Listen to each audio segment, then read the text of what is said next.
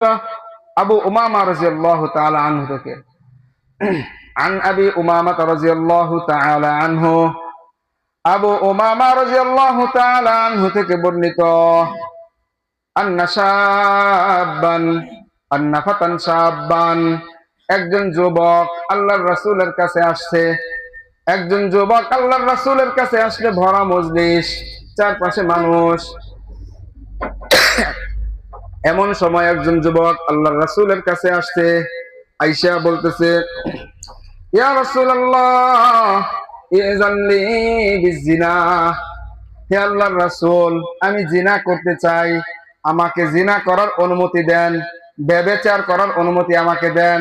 যুবকটা আয়েশা এরকম মজলিসের মধ্যে যদি এরকম ভাবে কেউ যদি আমাকে এতগুলা মানুষের সামনে আয়েশা বলে যে আমাকে হুজুর জিনা করার অনুমতি দেন, আপনারা কি করবেন?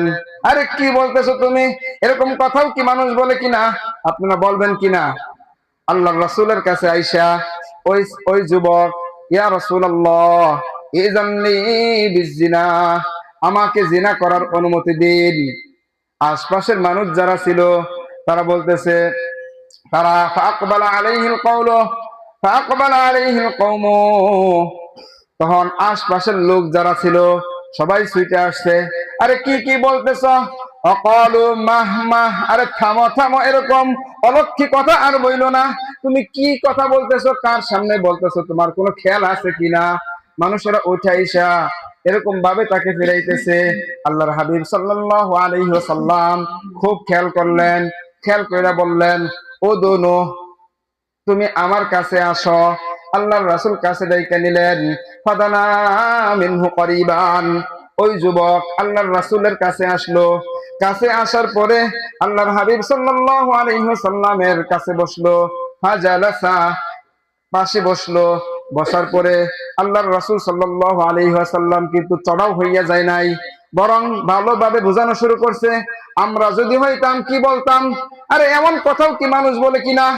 এমন খারাপ কথাও কি মানুষ জনসম্মুখে বলে কিনা? ধমকাইয়া ধমকাইয়া তাকে আদা মরা করে ফেলতাম।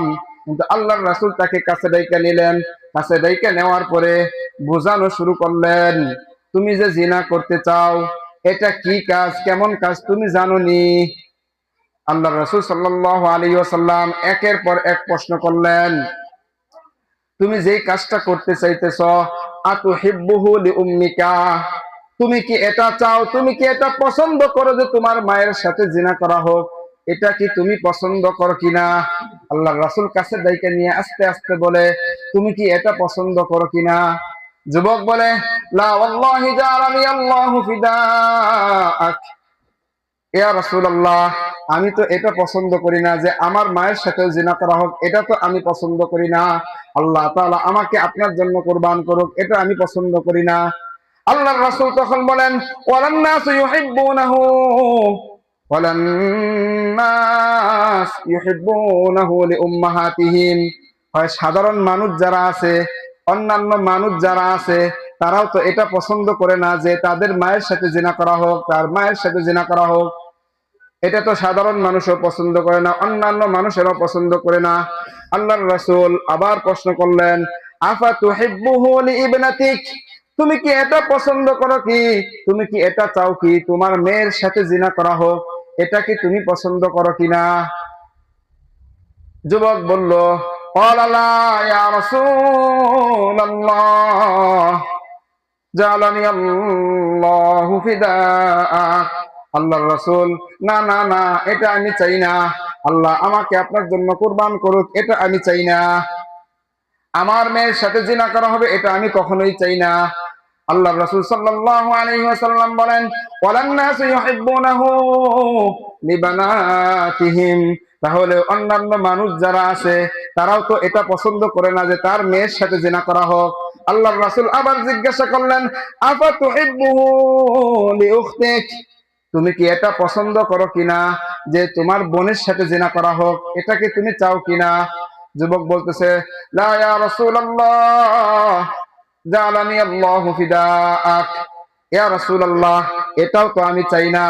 আল্লাহর রাসূল আবার বলে, ওয়ালান নাসু ইউহিব্বুনাহু লিআখাওয়াতিহিম, আরে অন্যান্য মহিলা যারা আছে এদের ভাইয়েরাও তো চায় না যে তার সাথে বোনের সাথে জিনা করা হোক, এটা তো তারা চায় না।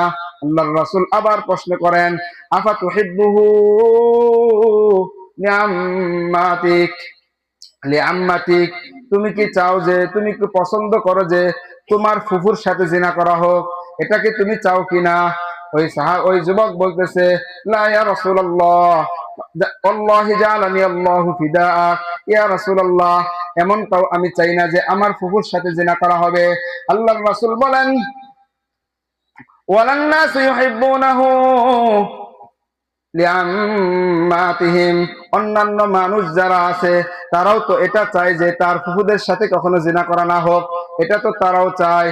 আল্লাহর রাসূল আবার জিজ্ঞাসা করেন, আফা তুহিব্বুহু লিখালাতিক, তুমি কি চাও কি তোমার খালার সাথে জিনা করা হোক, এটা কি তুমি চাও?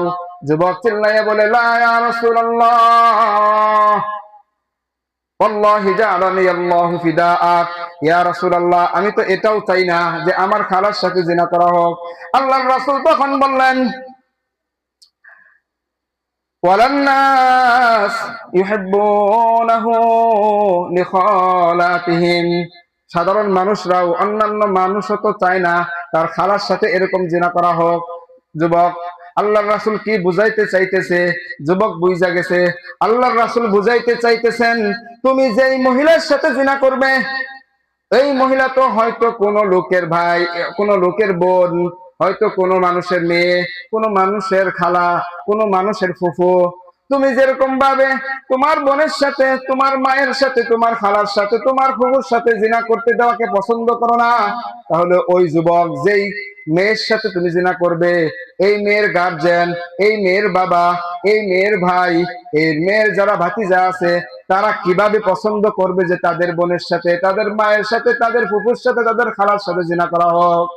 যুবক এবার বুঝা গেছে, না না আর জিনা করা যাবে না।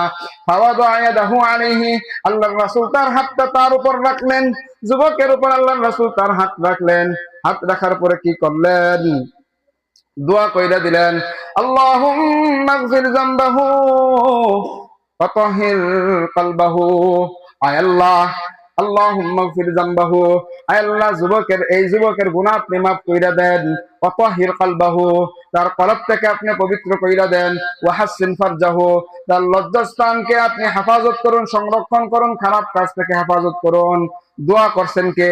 আল্লাহর নবী, যার এক দোয়ায় সব কাজ হইয়া যায়, যার এক দোয়াতে ইবনে আব্বাস পৃথিবীর মধ্যে সবচেয়ে বড় মুফাসসির হইয়া যায়। ইবনে আব্বাস একবার তার খালা মাইমুনা রাদিয়াল্লাহু তাআলা আনহার ঘরে ছিলেন। মাইমুনা হচ্ছেন আল্লাহর রাসূলের স্ত্রী। খালার ঘরে ইবনে আব্বাস, 10 বছরের ইবনে আব্বাস খালার ঘরে আসছে। আল্লাহর নবী তার খালু কি কাজ করে, আল্লাহর নবী কি ইবাদত করে আজকে রাতের বেলায় দেখবে।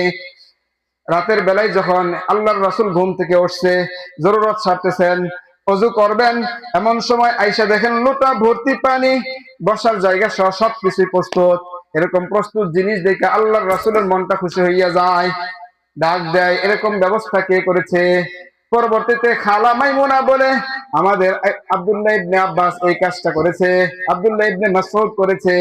আল্লাহর রাসূল সাল্লাল্লাহু আলাইহি ওয়াসাল্লাম ছোট আব্দুল্লাহ ইবনে মাসউদকে বুকে জড়াইয়া নেয়, জড়াইয়া নিয়া আল্লাহ তাআলার কাছে দোয়া করে, আল্লাহুম্মা ফাক্কিহু ফিদ্দীন ওয়া আল্লিমহু তাওয়িল, আয় আল্লাহ ইবনে আব্বাসকে আপনি কোরআনের ব্যাখ্যা শিখাইয়া দিন, দ্বীনের সহিহ বুঝ দিয়া দিন। এমন একটা দোয়া করছে, এমন একটা দোয়া করছে, যেই দোয়ার ফজলে ইবনে আব্বাস রাদিয়াল্লাহু তাআলা আনহু পৃথিবী বিখ্যাত, বিশ্ব সেরা মুফাসসির হইয়া গেছে। কয় দোয়ার বরকতে? এক দোয়ার বরকতে ইবনে আব্বাস বিশ্ব সেরা মুফাসসির হইয়া গেছে। সবচেয়ে বড় মুফাসসির হচ্ছে ইবনে আব্বাস রাদিয়াল্লাহু তাআলা আনহু। ওনার মতো মুফাসসির আর নাই। তাফসীরের ক্ষেত্রে ওনার কথাটা সবচেয়ে গ্রহণযোগ্য। আল্লাহর রাসূল ওই যুবকের জন্য দোয়া করলেন, আল্লাহুম্মা গফির যামবাহু ওয়া তাহির কলবাহু ওয়া হাসিন ফারজাহু। এই তিনটা দোয়া করলেন।